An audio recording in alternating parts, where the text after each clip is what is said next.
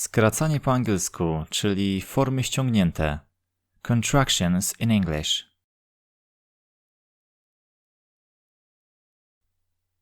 Forma ściągnięta, contraction, to nic innego jak skrócona forma. Warto je znać i używać. To one nam pozwalają płynniej i szybciej mówić po angielsku. Możemy ich używać w mowie, jak i piśmie. Praktycznie każdy native speaker w życiu codziennym posługuje się w mowie potocznej tego typu skrótami. Zamiast I am powie I'm, a czasami nawet samo am. I'm, am. Formy ściągnięte. Tworzymy je przez dosunięcie do siebie wybranych słów i zastąpienie niektórych liter apostrofem. I plus will daje nam I'll. I will. I'll. I'll. I apostrof ll. I'll. Nie jestem pewien. I'm not sure. I'm not sure.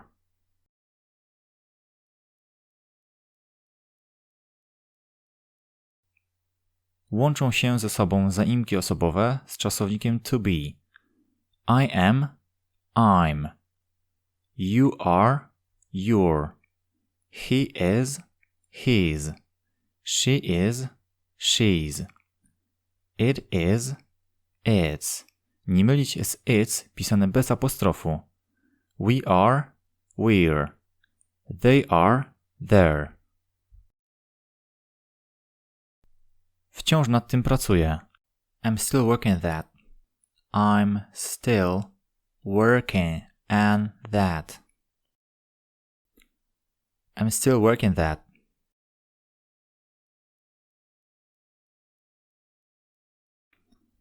W odpowiedzi na thank you, dziękuję. Nie ma za co lub proszę bardzo. You're welcome. You're welcome.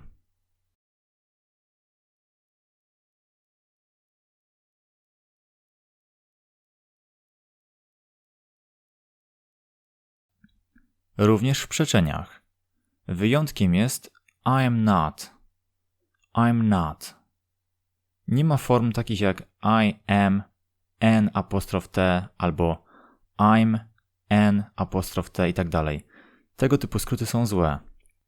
Przy pozostałych zaimkach możemy robić na dwa sposoby. You are not możemy wyrazić na you aren't lub you're not. You aren't, you're not. He is not, he isn't. Lub he's not. She is not, she isn't. Lub she's not. It is not, it isn't. Lub it's not. We are not, we aren't. Lub we're not. They are not, they aren't. Lub they're not. I pamiętamy o wyjątku I am not możemy skrócić tylko do I'm not.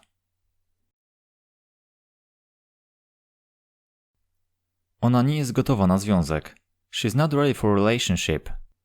She's not ready for a relationship.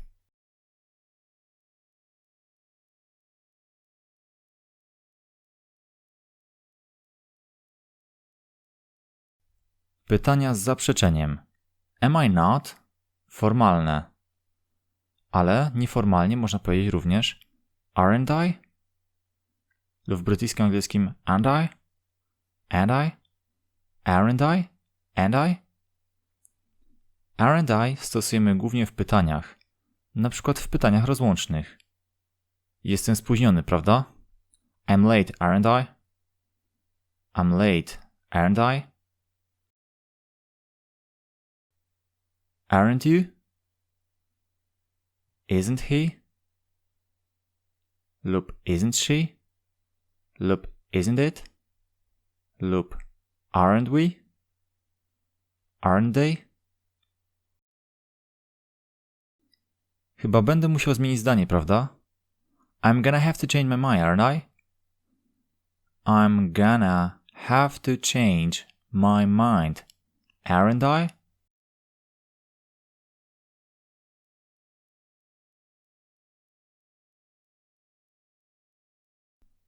Czy jest różnica między it's not a it isn't? Chodzi o akcent w zdaniu. It's not podkreśla not, a it isn't podkreśla it.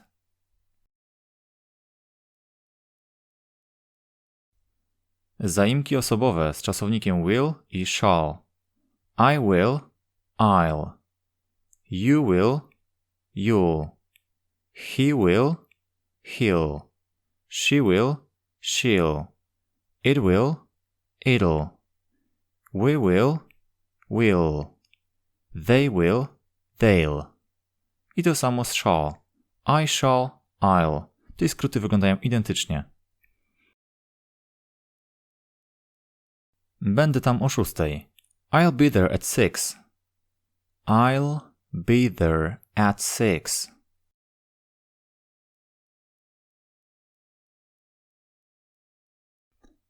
Zaimki osobowe z czasownikiem have i has.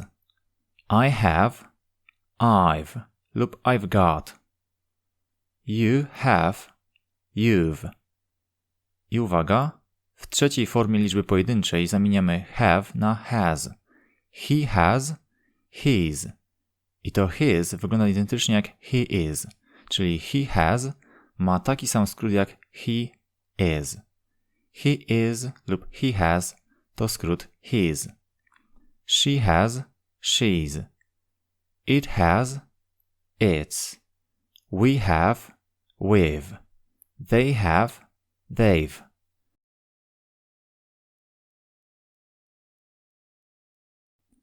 To był wspaniały dzień. Dziękuję. It's been a wonderful day. Thank you. It's jako it has. It's been a wonderful day. Thank you.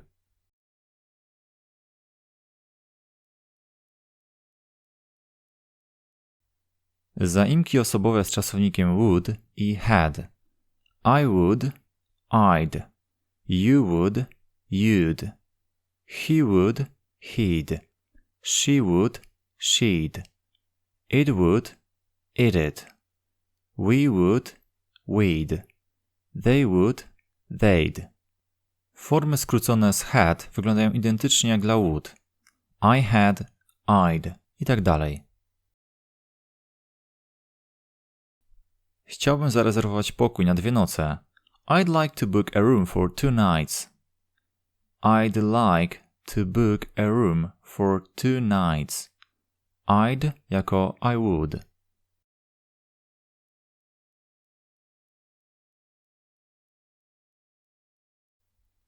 Wolałbym nie. I'd prefer not. I'd prefer not.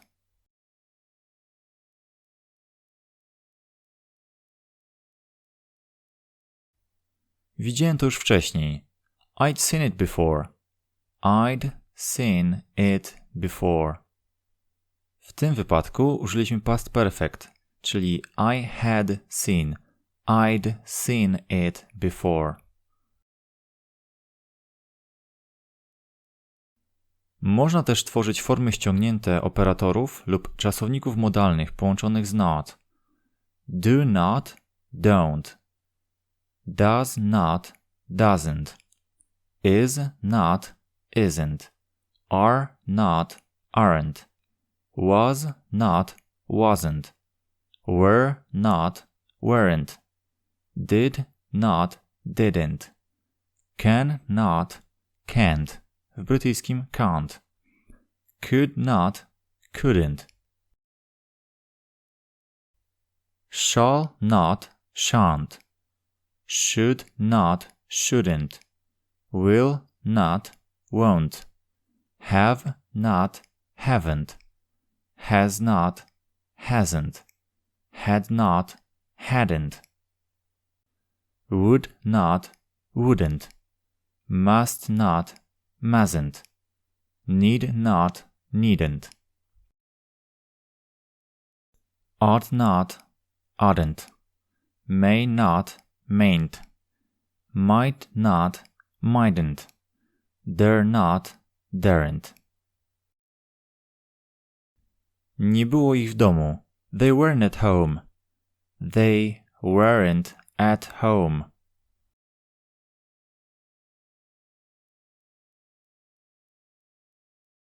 Słówka pytające lub słówka takie jak there, now, here, that łączą się z czasownikiem to be.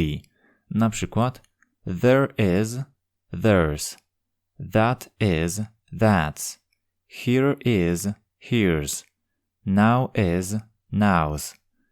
Where is, where's. Who is, whose. What is, what's. What are, what're.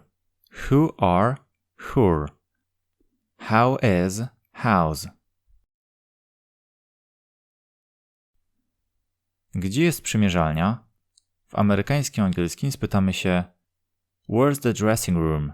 Where's the dressing room? A w brytyjskim angielskim Where's the fitting room? Where's the fitting room?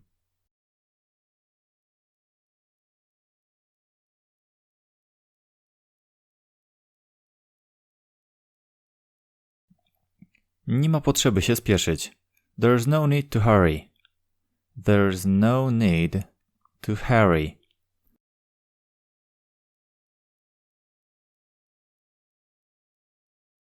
Nie mogłem dzisiaj rano znaleźć kluczy. I couldn't find my keys this morning. I couldn't find my keys this morning.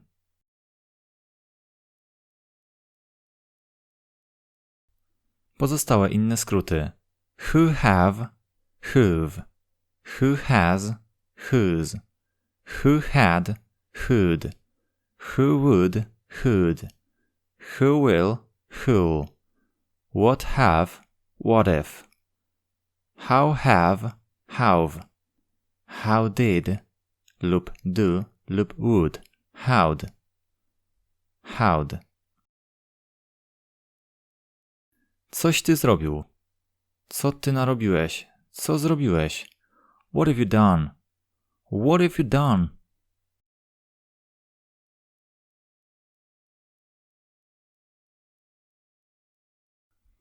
Jak to zrobiłeś? How'd you do that? How'd you do that?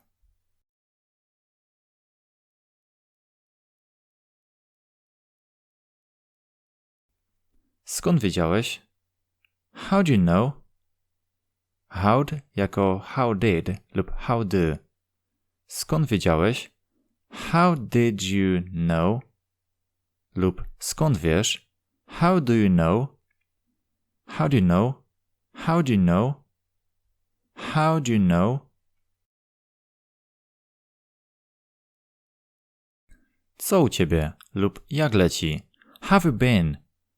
How have you been?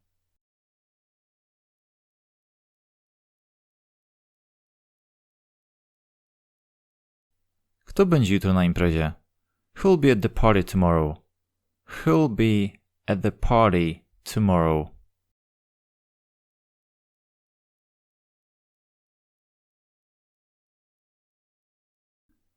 Słówka that oraz there również łączą się z would.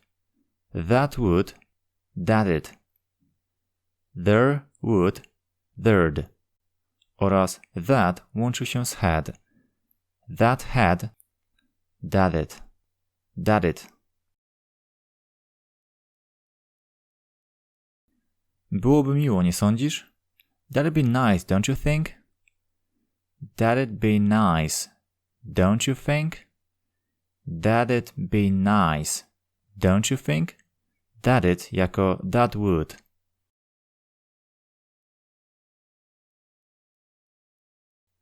Kim są Larry i Barry? Who are Larry and Barry? Here, Larry and Barry. Here jako who are.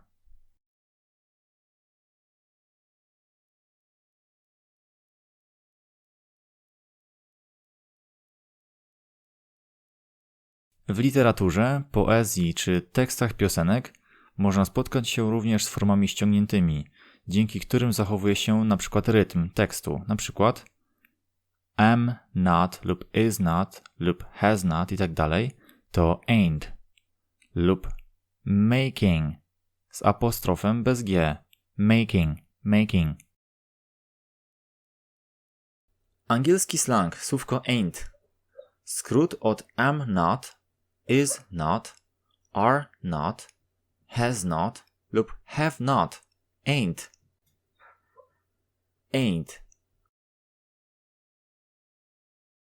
Dziś u Jenny nie ma żadnej imprezy. There ain't no party at Jenny's tonight. There ain't no party at Jenny's tonight.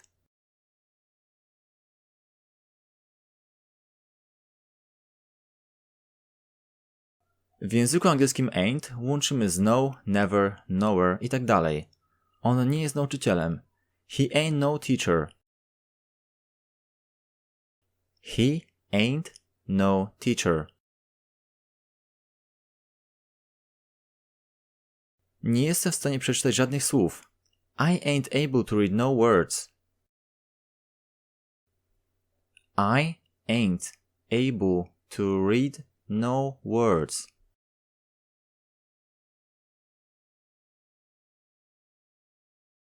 Skrót ain't podaję tylko jako wyjaśnienie tego skrótu, żebyś wiedział co to jest. Lecz jest to potoczne i zalecam używanie normalnego angielskiego, czyli normalnych zasad, struktur gramatycznych itd. On nie jest nauczycielem. He isn't a teacher. He ain't no teacher. He isn't a teacher. He ain't no teacher.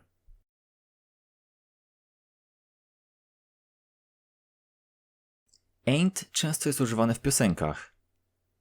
He ain't no teacher, yo, yeah, you ain't no teacher either. I'm the teacher, and you have to say he isn't a teacher, okay?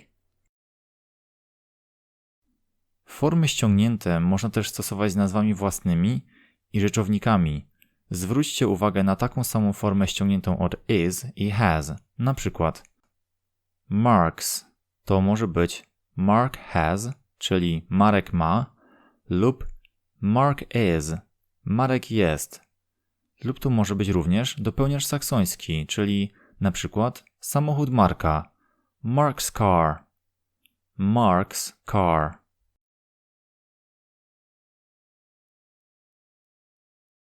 Formy ściągnięte znajdziemy również w przeczeniach pytań rozłącznych, question tags.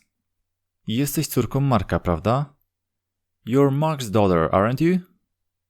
You're Mark's daughter, aren't you? You're Mark's daughter, aren't you?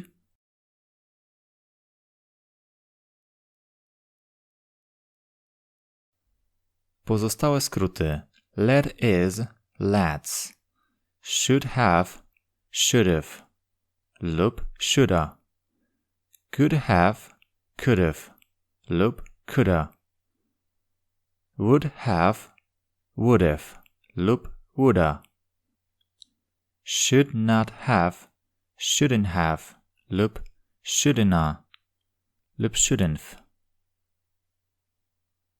could not have, couldn't have lub couldn't lub couldn't, would not have, wouldn't have lub wouldn't lub wouldn't. Trzeba było przyjść na wczorajszą imprezę. You should have come to the party last night.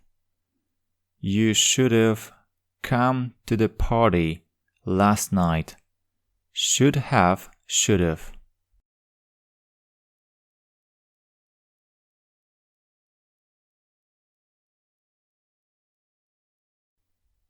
Odebrałbym cię, jeżeli byś mi powiedział, że wróciłeś wcześniej.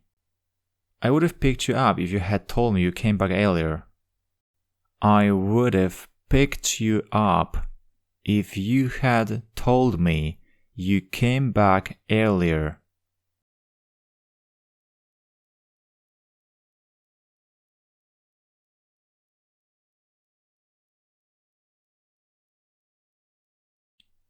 To mógł być ktokolwiek. It could have been anybody. It could have been anybody. It could have been anybody.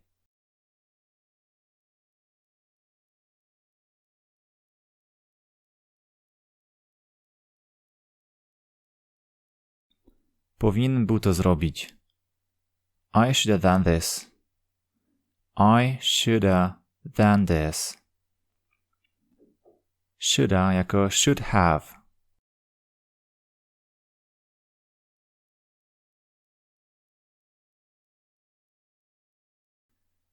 Nie powinieneś był tego robić. You shouldn't have done that. You shouldn't have done that. You shouldn't have done that. You shouldn't have done that. You shouldn't have done that.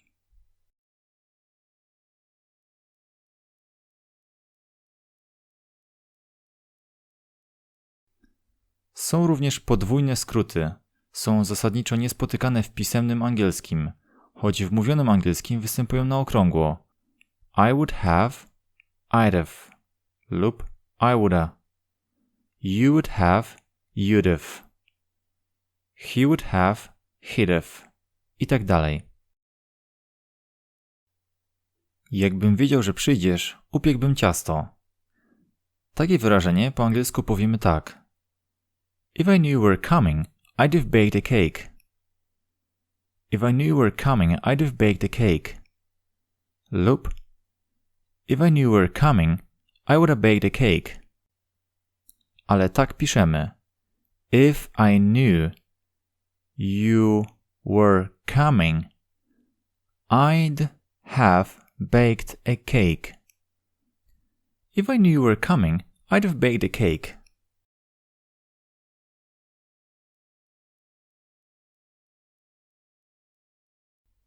Gdybyś włożył klucze do kieszeni, nie zgubiłbyś ich. If you'd have placed the keys in your pocket, you wouldn't have lost them. Co znaczy?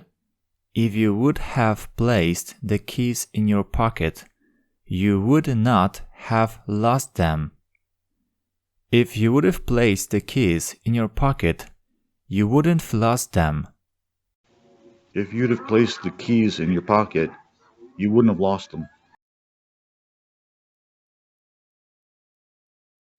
Na końcu zdania formy ściągnięte mogą być tylko przeczące. Myślałem, że będzie szczęśliwa, ale nie była. I thought she'd be happy, but she wasn't. I thought she'd be happy, but she wasn't.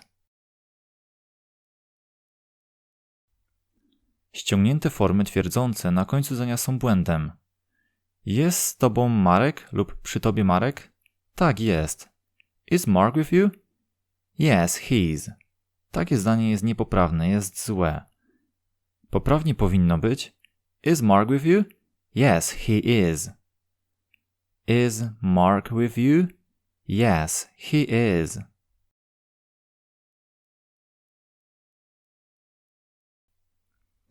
Są to formy ściągnięte ze standardowego języka angielskiego w wersji nieformalnej, mówionej.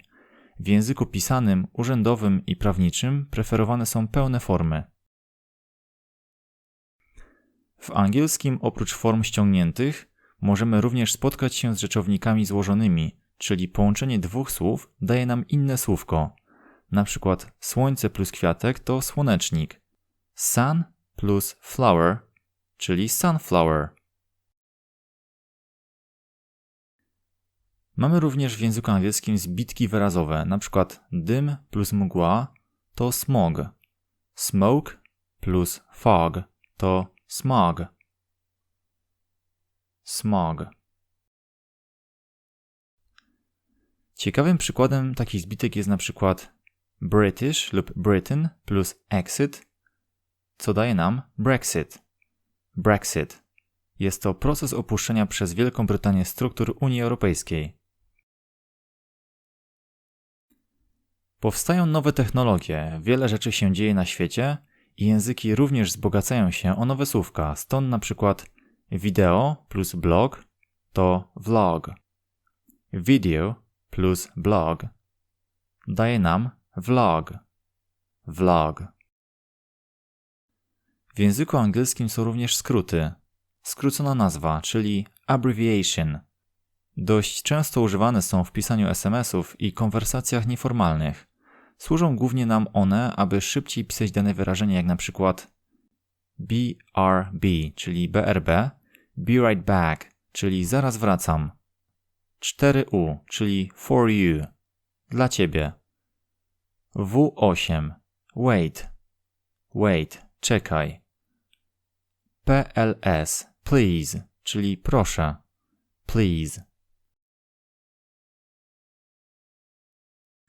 Na przykład chcemy szybko komuś napisać SMS-a i zamiast pisać I will come as soon as possible, napiszemy po prostu I'll come ASAP, czyli I'll come as soon as possible. I'll come as soon as possible.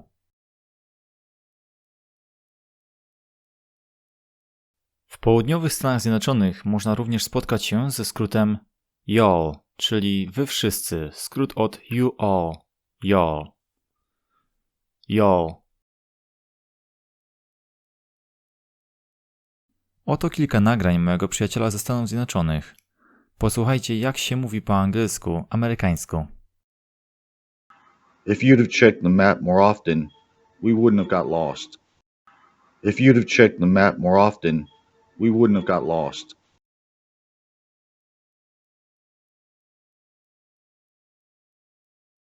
What did you do? What did you do? What'd you do? What'd you do? What did you do? What'd you do? What did you eat? What'd you eat? What did you eat? What'd you eat? What did you eat? What'd you eat? What did you say? What did you say? What'd you say? What'd you say? What did you say? What'd you say? What'd you say?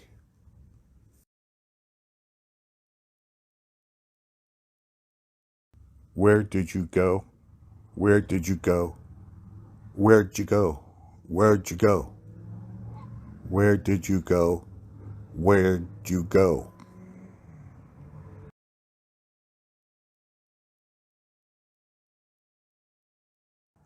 What do you think? What you think? What do you think? What you think?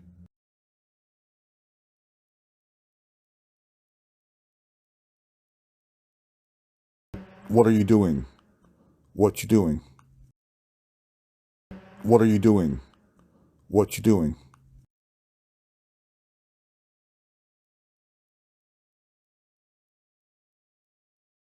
He would have checked. He'd have checked. He would have checked. He'd have checked. He'd have checked.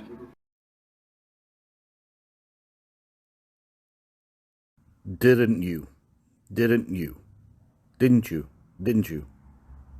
Didn't you? Didn't you? Formal speech, you would say, didn't you? Perhaps in informal speech, you would just say, didn't you? The you becomes chew or whatever, but there's not really that much difference. Didn't you? Didn't you? Didn't you? Didn't you? Jak mogliście usłyszeć mojego przyjaciela Scotta ze Stanów Zjednoczonych, w języku angielskim bardzo dużo się mówi tak, jak właśnie mogliście usłyszeć, czyli skrótami. Na pewno częściej powie native speaker na przykład didn't you niż zwykłe didn't you. Dlatego jak mi później jakiś doktor habilitowany wmawia, że wcale tak się nie mówi, na przykład didn't you, i że nie ma w wymowie czy i tak dalej, na końcu w tego typu zlepkach, to mi się chce po prostu śmiać. Potem taka osoba uczona wyjeżdża i nie wie, co się dzieje, o czym ludzie mówią dookoła. Nauka nauką, teoria teorią, ale w praktyce zawsze jest trochę inaczej. A to pamiętaj, że praktyka czyni mistrza. Nauka języka polega na tym, aby rozumieć i umieć przekazać informacje. Nie wolno sobie w głowie robić zbyt dużego zaplątania tą całą gramatyką i na przykład skupiać się aż tak mocno na tym, o matko, popełniłem błąd w wymowie, ale wstyd, bo to powoduje blokadę w mówieniu i niepotrzebny stres, który potem przekłada się na strach do języków. A języki są po to, by się nimi posługiwać, a nie po to, byśmy się ich bali. Dlatego nie wolno komuś wytykać cały czas błędów i się śmiać z kogoś. Lepiej kogoś pochwalić, że powiedział, może i z błędami, ale powiedział. Inna osoba go zrozumie. Stąd często nie rozumiemy angielskiego, jak ktoś coś mówi za szybko. Ale na szczęście przychodzę do Was z moim kursem angielskiego. Jeżeli ktoś chce zakupić cały kurs krok po kroku, MP3 i MP4, zapraszam do kontaktu. Informacje takie jak numer telefonu i e-mail znajdziecie w opisie. Do zobaczenia. Kliknij subskrybuj oraz dzwoneczek, a nie ominie Cię żadna nowa lekcja. Jeśli chcesz pomóc nam rozwinąć ten kanał, wystarczy, że udostępnisz ten filmik jako post na Facebooku, zostawisz łapkę w górę i komentarz. Na naszej stronie internetowej languages.pl posegregowane lekcje, zakup lekcji w postaci MP3 do nauki offline i wiele więcej. Dołącz również do naszej grupy na Facebooku Nauka języka angielskiego za darmo. See you soon!